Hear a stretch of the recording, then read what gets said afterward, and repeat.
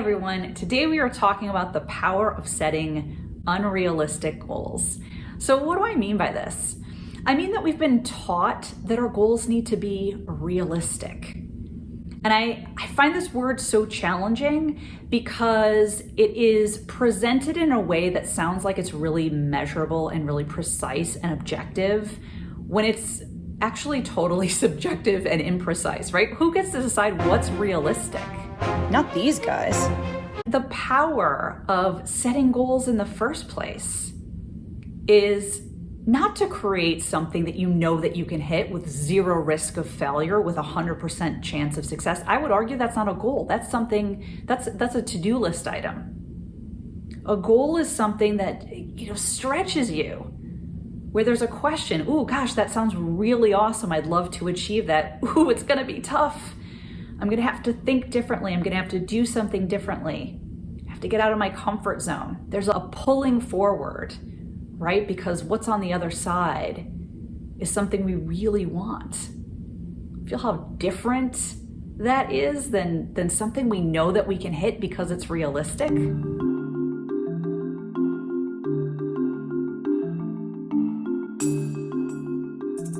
So to bring this home, I want to share a couple of examples with you. One of the things I do with my one-on-one coaching clients is we set 30, 60, and 90-day goals. And I just did this the other day with a client. She actually really set these like beautiful 30-day goals. She went pretty big. So she set these like beautiful goals. And I said, wow, yeah, I was so happily surprised at how easily those just kind of flowed out of you. And at the end of our call, she started kind of thinking, 30 days. She stuck with the goals, but she was a little bit like, I don't know if these are realistic. She used that word. And I kid you not, the very next day, she WhatsApped me and said, I was in a networking conversation and I think I got clarity, right? So one day later, she took one action and she got that clarity. And I don't share this example so that you think, it's, all of your 30-day goals can become one-day goals. I share this because she wouldn't have gotten that result had she not set the bold goal in the first place. The one she was like, I don't know, this doesn't feel realistic. That's the beauty of setting unrealistic goals, right? I share another story with you. The friend that inspired this video, she's stepping into her power. She's like really feeling her value right now and is looking for another job. And her friend put on a calendar milestone that in 6 weeks she'd be in this new job. And my friend was like, that sounds so soon. I don't know how realistic that is. And as we were talking, she was like, you know what?